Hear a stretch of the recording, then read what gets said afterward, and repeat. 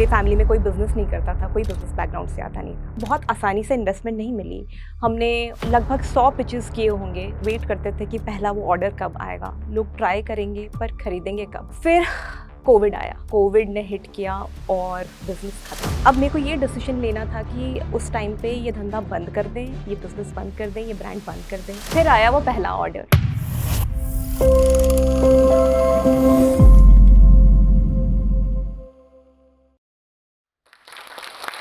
नमस्ते, मेरा नाम स्वागतिका दास है। मैं नैट हैबिट की फाउंडर हूँ। नैट हैबिट एक ब्यूटी पर्सनल केयर ब्रांड है जो fresh natural personal care products बनाती है across beauty and wellness, skin care और हेयर केयर। हम अपने प्रोडक्ट्स खुद बनाते हैं, खुद रिसर्च करते हैं, अपने आयुर्वेदिक किचन में इनको तैयार करते हैं और आपको इन आपके घर तक फ्रेश पहुँचाते हैं। मैं एक एजुकेटेड फैमिली से आती हूँ जहाँ खूब कई सारे डॉक्टर्स हैं मेरे फैमिली में, एग्रीकल्चरल साइंटिस्ट हैं मेरे फैमिली में। साइंस का काफ़ी एक्सपोज़र रहा है। हेल्थ केयर, वेलनेस इन सब की बातें अक्सर होती हैं। मैं खुद तो डॉक्टर नहीं बनी, पर इन सब चीज़ों से मेरा इंटरेस्ट, फ़ैसिनेशन काफ़ी हाई रहा है। मैंने पढ़ा इंजीनियरिंग आईआईटी से। उसके बाद मैंने शुरू की अपनी जॉब, एक हाई पेइंग कॉर्पोरेट जॉब, जो जिसने मेरे को स्टेबिलिटी तो दी, पर मेरा फिर भी खुशी उसमें थी नहीं क्योंकि मेरा इंटरेस्ट हमेशा से natural remedies, health care, wellness इनमें रहा है। शादी भी एक डॉक्टर फैमिली से हुई तो मेडिसिन से नाता और भी जुड़ता गया। ये सब होते-होते कभी दिमाग में आने लगा कि क्या ये नौकरी जो बहुत अच्छी फ़ाइनेंशियल स्टेबिलिटी देती है, जो बाहर से बहुत अच्छी लगती है, क्या ये मेरे लिए है? Am I not made to do something more? मैं खुश नहीं थी, डिस्कनेक्टेड सी फ़ील करती थी। Ayurveda, medicinal healing, natural healing इन सब में मेरा इंटरेस्ट काफ़ी हाई रहा था। साथ-साथ मैं माँ भी बनने वाली थी। तब मेरा इंटरेस्ट और जगा skin care, medicine, nutrition in सब में। पता लगा मार्केट में जो भी चीज़ें नेचुरल हैं, वो रियली नेचुरल थी नहीं। नेचुरल के नाम पे बहुत सारी वही चीज़ें मिल रही थी जिससे मैं दूर भागना चाह रही थी। Chemicals, chemically loaded and naturally taped products जो आपको लगता था कि सच शायद नेचुरल है पर नेचुरल है नहीं। तब मेरे दिमाग में आया कि क्यों ना एक खुद का ब्रांड चालू किया जाए, खुद ऐसे प्रोडक्ट्स बनाएँ जो ट्रूली नेचुरल हो, ट्रूली हीलिंग हो, ट्रूली उस पावर को लेके आएँ जो नेचुरल को अच्छा बनाता है, जो अपने बॉडी के लिए सूटेबल हो, सेफ हो। बहुत बड़ा कदम था। मेरे फैमिली में कोई बिज़नेस नहीं करता था, कोई बिज़नेस बैकग्राउंड से आता नहीं था। एमबीए ज़रूर किया था, पर उसके अलावा और कोई एक्सपोज़र नहीं था। फिर मैंने और मेरे फ्रेंड गौरव, हम दोनों को-फाउंडर्स हैं। हमने मिलके ये जर्नी स्टार्ट किया जब हम अपने ही किचन, अपने ही फैसिलिटीज़ से 2 नेचुरल प्रोडक्ट्स बनाए, उपटन्स और हेयर मास्क। ये बनी थी एकदम natural, 100% natural ingredients, Ayurvedic ingredients से। हमने हेल्प लिया अपने एक फ्रेंड कॉस्मेटोलॉजिस्ट से, हमने हेल्प लिया अपने एक आयुर्वेदिक डॉक्टर फ्रेंड से। उस तरह से हमने अपना फर्स्ट सेट ऑफ फॉर्मुलेशंस बनाए। अब इसको बेचे कैसे? दिल्ली एनसीआर में हमने डोर टू डोर जाके सैंपलिंग करना चालू किया।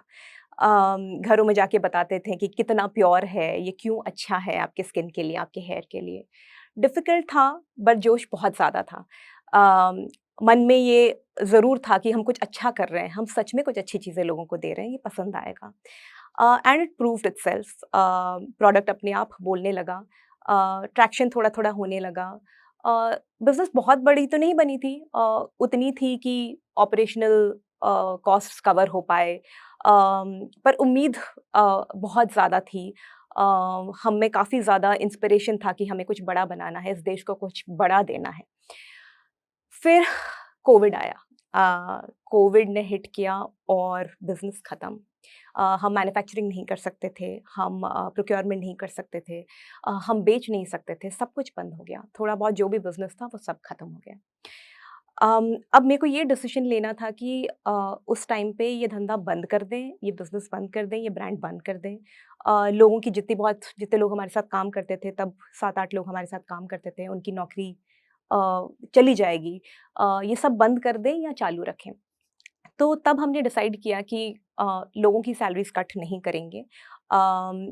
चाहे पैसा ज़ीरो हो रेवेन्यू ज़ीरो हो तो भी लोगों के पैसे नहीं काटेंगे।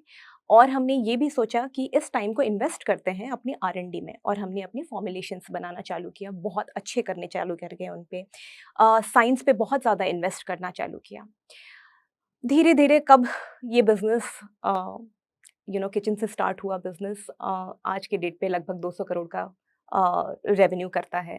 ये समझ ही नहीं आया कि ये बड़ा कब बन गया। शुरू में आसान नहीं था, सैंपलिंग ज़रूर करते थे, पर वेट करते थे कि पहला वो ऑर्डर कब आएगा। लोग ट्राई करेंगे पर खरीदेंगे कब? फिर आया वो पहला ऑर्डर। हम व्हाट्सएप नंबर्स दे के आते थे लोगों को। तो व्हाट्सएप पे एक पहला ऑर्डर आया उपटन्स का। उसके साथ एक नोट था, जिससे वो लेडी बहुत ज़्यादा खुश हुई थी कि उनको फाइनली एक ऐसी चीज़ मिली थी जो उनकी माँ बनाती थी। She was a 30 year old woman, और उनकी खुशी देख के हमें इतना ज़्यादा मोटिवेशन मिला। इवेंचुअली यही मोटिवेशन हमें आगे बढ़ाता रहा, एंड आज की डेट पे हम ये बिज़नेस बना रहे हैं जो लगभग 200 करोड़ का रेवेन्यू करता है। ये जो प्रोडक्ट्स हम बनाते हैं, ये आसान नहीं है बनाना।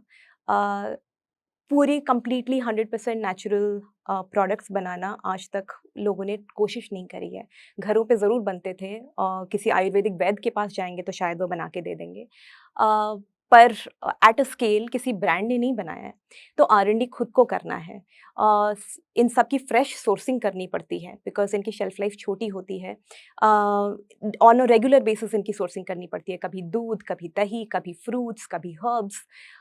फिर उसके बाद उनको मैनेज करना पड़ता है, इनको रखना, ये पेरिशेबल है, 10 दिन में ख़राब हो जाएँगे, कोई महीने भर में ख़राब हो जाएगा। ऐसे नहीं कि 2-2 साल तक इनको रखा जा सकता है, जैसे बाकी प्रोडक्ट्स रखते हैं। उसके बाद उनकी मैन्युफैक्चरिंग, इनकी डेली मैन्युफैक्चरिंग होती है। हमारी आयुर्वेदिक किचन में ये फ्रेश बनते हैं। Procurement, R and D, manufacturing, final delivery, packaging, ये सब कुछ एंड कस्टमर सर्विस तक, सब कुछ इन हाउस होता है। इसलिए होता है ताकि क्वालिटी बहुत अच्छा रहे। हम ब्रांड को मार्केटिंग के ज़रिए से नहीं बड़ा बनाना चाह रहे थे। हम चाह रहे थे कि इस प्रोडक्ट में इतनी अच्छाई हो और सर्विस में इतनी अच्छाई हो कि कस्टमर खुद बोले कि मुझे ये चाहिए। इसमें इतना प्यार मिले कि हम इसको बड़ा इस प्रोडक्ट के थ्रू ही बना पाएँ। थ्रू दिस जर्नी मैं माँ भी हूँ, मेरे बच्चे की उम्र 4 साल की है। आसान नहीं रहा ये जर्नी, बहुत सारा सपोर्ट चाहिए था। मेरे को-फाउंडर ने मुझे काफ़ी सपोर्ट किया है, मेरी टीम ने मुझे काफ़ी सपोर्ट किया है। मेरे हस्बैंड, मेरी फैमिली मेंबर्स, मेरे फ्रेंड्स, सबने डिस्पाइट बीइंग अ वुमन किसी ने मेरे को पुल बैक नहीं किया है। सबने हमेशा हौसला दिया है, हमेशा सपोर्ट किया है। You can lead a business, आप इसको बड़ा बना सकते हो। आप एक वेरी डिफरेंट बैकग्राउंड से आते हो, आपने एफएमसीजी नहीं किया है, आपने कभी बिज़नेस नहीं चलाया है, पर हमेशा सबने हिम्मत दी है। उससे उसके साथ मेरी हिम्मत, मेरी हार्ड वर्क, ये सबने सपोर्ट किया है टू बिल्ड दिस बिज़नेस। और मुझे लगता है अगर ये हिम्मत, ये सच्चाई और ये सपोर्ट और ये हौसला नहीं होता, तो शायद हम यहाँ तक नहीं पहुँच पाते। मार्केट में बड़े-बड़े लेगेसी ब्रांड्स हैं, जिनके पास बहुत बजट्स हैं, बहुत रिसोर्सेज़ हैं। अ, इन सब को फाइट करते हुए, इन सब से आगे बढ़ते हुए आज हम 35 लाख घरों में हैं। ये सिर्फ़ प्रोडक्ट की सच्चाई के बलबूते पे, हमारी मेहनत के बलबूते पे, एंड हमारी हिम्मत के बलबूते पे। मैं 5 ऐसी चीज़ें बताऊँगी जो मैंने अपने बिज़नेस करते हुए सीखा है, एंड आई एम श्योर अगर कोई भी बिज़नेस स्टार्ट करेगा, उनके लिए काफ़ी हेल्पफुल रहेगा। फर्स्ट, जैसे मैं बोलती आ रही हूँ, ग्रिट और हिम्मत। छोड़ना नहीं है, अप्स एंड डाउन्स आएँगे, साइनसॉइडल कर्व जैसा है ये, ऊपर-नीचे होता रहेगा। हिम्मत नहीं हारना है, that's the first thing. Second, product पे पूरा ध्यान। ये नहीं कि प्रोडक्ट अपने आप बिकेगा, मार्केटिंग पैसा लगा देंगे तो सब बिक जाएगा, ऐसा नहीं हो सकता। कस्टमर, कंज़्यूमर सब कुछ समझता है, प्रोडक्ट अच्छा होना चाहिए। तीसरा, सर्विस बहुत अच्छी होनी चाहिए। अगर आप प्रोडक्ट कहीं पहुँचा रहे हैं, चाहे वो दुकान तक पहुँचा रहे हैं, चाहे कस्टमर के घर तक पहुँचा रहे हैं, जिसको भी आप सर्विस दे रहे हैं, वो सर्विस बहुत अच्छा होना चाहिए। पूरा दिमाग लगा के, अपना माइंड लगा के सर्विस दीजिए। चौथा, अ, प्रोडक्ट अपने आप नहीं बिकने वाला है। मार्केटिंग चाहे कितना भी अनकम्फर्टेबल लगे, आपको करनी पड़ेगी। आपको अपने बिज़नेस को बिल्ड करने के लिए आपको अपनी स्टोरी बतानी पड़ेगी। चाहे आप इसको ब्रांडिंग बोलिए, मार्केटिंग बोलिए, जो भी बोलिए, पर प्रोडक्ट अपने आप नहीं बिकेगा, आपको मार्केट करना पड़ेगा। पाँचवाँ सबसे इम्पोर्टेंट चीज़ अ, बहुत इम्पोर्टेंट है फ़िनांस थोड़ा बहुत समझना, इकोनॉमिक्स समझना, पैसे को अच्छी तरह से यूटिलाइज़ करना, हर एक रुपए को किस तरह बेस्ट उसका रिटर्न निकल सकता है, उसका आरओआई सबसे अच्छी तरह से कैसे निकल सकता है, उसको अपने ध्यान में रखना। ये 5 चीज़ें बहुत ज़्यादा इम्पोर्टेंट हैं। ये वो टाइम है जब हम अ, लगभग अ, 2 करोड़ महीना करते थे। हम अपने ही वेबसाइट से बेचते थे। इतना फ्रेश सामान हम मार्केट प्लेसेस पे बेच नहीं पाते थे। तब तक उनके पास कैपेसिटी नहीं था, एबिलिटी नहीं था। अमेज़न, नायका इन सब पे इनकी एबिलिटी नहीं थी कि इतना फ्रेश सामान, इतना फ्रेश पर्सनल केयर प्रोडक्ट वो कैसे स्टॉक करें, है ना? पर हमें रियलाइज़ हुआ कि अगर हम अपने ही वेबसाइट के थ्रू बेचते रहेंगे तो ये कभी बहुत बड़ा नहीं हो पाएगा। हम दुकानों तक कैसे पहुँचे? हम इन पार्टनर्स के साथ कैसे जुड़ें? तब हमें 2 चीज़ें चाहिए थी, हमें अपना रिसर्च बढ़ाना था ताकि इनकी लाइफ़ थोड़ी ज़्यादा बढ़ पाए और हम अपने पार्टनर्स के साथ जुड़ पाएँ। तब फिर हमने फंड रेज़ किया, हमारे साथ आए फायरसाइड वेंचर्स, हमने इन्वेस्टर्स से पैसे लिए।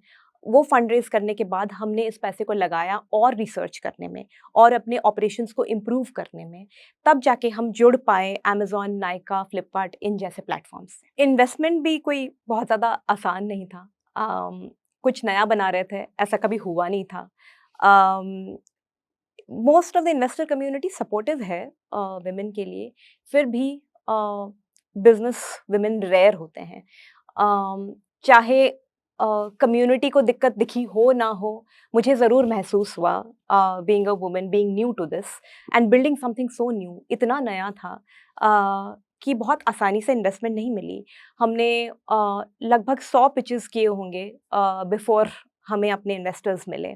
उनको विश्वास था हम पे and I am very glad कि वो हमारे इन्वेस्टर्स बने। पर जब भी आपको भी फंड रेज़ करना होगा, ये ज़रूर दिमाग में रखिएगा कि बहुत मेहनत से अपनी स्टोरी किसी को समझा पाते हो आप। उस पैशन को, उस ब्रेवरी को, उस मार्केट को, उस कंज़्यूमर नीड को सिर्फ़ कुछ ही लोग समझ पाते हैं और ये आसान जर्नी नहीं होगा। वुमेन एंटरप्रेन्योर बनना अ, आज के डेट पे भी आसान नहीं है। मैं ये नहीं कहूँगी कि मेरी जर्नी एंटरप्रेन्योर बनने में बहुत डिफ़िकल्ट रही है क्योंकि मेरे पेरेंट्स, मेरे इन-लॉज़ ने हमेशा सपोर्ट किया है, मेरे पार्टनर ने सपोर्ट किया है। मेरे फ्रेंड्स, मेरे कोलीग सब ने काफ़ी सपोर्टिव रहे हैं। पर मेरी जर्नी सबकी जर्नी नहीं है and I know so many women, बहुत सारे ऐसे वुमेन हैं जो आज की डेट पे भी डिफ़िकल्टी फ़ेस करते हैं। पर ये सबसे बड़ी डिफ़िकल्टी जो है वो खुद की है। खुद सोचते हैं कि हम बहुत सारी चीज़ें नहीं कर सकते। अ मैं प्रोडक्ट भी बनाऊँ, मैं कस्टमर को भी समझूँ, मैं इसका ऑपरेशंस भी देखूँ, मैं उसका फाइनेंस भी समझूँ, मैं घर पे अपना घर भी सजाऊँ और मैं अपने माँ-बाप का भी ख़्याल रखूँ, मैं बच्चे को भी सँभालूँ, ऐसा नहीं है। आप कर ज़रूर सकते हो सब कुछ, पर अकेले नहीं कर सकते हो। आपको ये समझना है कि मुझे हेल्प लेनी है, चाहे मुझे अपनी टीम बना के हेल्प लेनी है, मुझे एक पार्टनर बना के हेल्प लेनी है, मुझे घर में मेरे घरवालों की हेल्प लेनी है। आपको पहले वो कदम लेना पड़ेगा और शायद शुरू-शुरू में सपोर्ट ना भी मिले। पर जैसे ही आप कदम लेना चालू करते हो और आप थोड़ा-सा आगे बढ़ते हो, तो लोग अपने आप आने लगते हैं, आपके साथ जुड़ने लगते हैं, वो आपको सपोर्ट करने लगते हैं। I think that is one big reason जिसकी वजह से वुमेन एंटरप्रेन्योर्स आज आपको कम दिख रहे हैं। दूसरी चीज़ ऐसी है कि जब आपको ग्रास रूट पे कोई काम करने की इच्छा होती है आपकी, अभी भी हमारी सोसाइटी उतनी इवॉल्व्ड नहीं है कि हमेशा उठ के वुमेन को सपोर्ट करें, right? There is a lot of education अभी भी जो बाकी है across the society, lot of exposure still pending, जो आज की डेट पे सोसाइटी अभी भी रेडी नहीं है एक्सेप्ट करने के लिए कि वुमेन जाके कुछ-कुछ काम कर सकते हैं। पर ये मोस्टली ग्रास रूट्स में फेस होता है। धीरे-धीरे जैसे ही आप थोड़ा बड़ा करने लगोगे, आपको उतनी ही दिक्कतें कम होने लगेगी, लोग आपको सपोर्ट करना चालू कर लेंगे। मैं कुछ भी नहीं जानती थी ब्यूटी, स्किन केयर, एफएमसीजी, इस बिज़नेस कुछ भी नहीं जानती थी। जो मेरा पिछला जॉब था वो ऑयल एंड गैस में था। उसके बाद मैंने एप्पल में काम किया, which was everything about supply chain, demand, supply, projection, iPhones की। कोई रिलेशन नहीं था जो मैं कर रही थी उससे। मुझे केमिस्ट्री भी समझना था, मुझे फ़ॉर्मुलेशन समझना था, मुझे मार्केटिंग समझना था और मुझे सेल्स भी समझना था। आज के डेट पे जिस तरह से हमारा ब्रांड बना है, जिस तरह के हमारे प्रोडक्ट्स बने हैं और जिस तरह की हम मार्केटिंग करते हैं, ये पायनियर ही है, ये फ्रंटियर लेवल पे हम आर&डी करते हैं। इंडिया में इस तरह की पर्सनल केयर आर&डी होती नहीं है, जितनी समझ आज हमारी आर&डी टीम को है, जितना एडवांस्ड है, वैसा किसी टीम में नहीं है। जिस लेवल ऑफ ब्रांड अंडरस्टैंडिंग से हमने अपनी ब्रांड बिल्ड करी है, जब लोग उसको देखते हैं, वो बोलते हैं कि हाउ कैन अ नोविस जिसको कुछ नहीं पता था, उसने कंज़्यूमर के बारे में ऐसा कैसे सोच लिया कि कंज़्यूमर को ये चाहिए होगा और उसके अराउंड ऐसा एक ब्रांड बिल्ड किया जा सकता है। तो ये एक ऐसी चीज़ थी जिसने बोथ आर&डी और ये ब्रांड ने आज के डेट तक वही रहा है, वही सपोर्ट किया है, उसी ने इस बिज़नेस को इतना बड़ा बनाया है। समथिंग जिसके बारे में मुझे कुछ नहीं पता था, स्क्रैच से सीखना पड़ा। मैं सभी दर्शकों महिलाओं को ये कहना चाहूँगी कि हम सभी बहुत काबिल हैं। हम में वो दम है, हम में वो स्किल है, हम में वो एबिलिटी है to go conquer the world. हमें वो बहुत सारी कैपेबिलिटीज़ हैं, जो बहुत सारे देश के प्रॉब्लम्स को सॉल्व कर सकती हैं, हमारे खुद के प्रॉब्लम्स को सॉल्व कर सकती हैं। आप उठिए, आप जागिए, आप एक बहुत बड़ा इक्वल फ़ोर्स हो अलोंगसाइड मेन, जो जाके बहुत कुछ कर सकता है इस दुनिया के लिए, आपकी फैमिली के लिए, आपके बच्चों के लिए और अपने आप के लिए। मैं धन्यवाद देना चाहती हूँ जोश टॉक्स को जिन्होंने मुझे ये अपॉर्च्युनिटी दी अपनी जर्नी शेयर करने के लिए आप लोगों के साथ। ये एक ऐसा प्लेटफ़ॉर्म है जो इस देश को बहुत ज़्यादा ज़रूरी है। इतने सारे जवानों को, यूथ को एम्पावर करता है, रास्ता दिखाता है, इंस्पायर करता है कि कुछ नया करें। ये सब कुछ पॉसिबल है।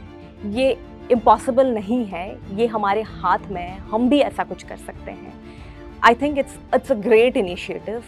Thank you again, Josh Talks, for inviting me and for taking up this responsibility for the nation.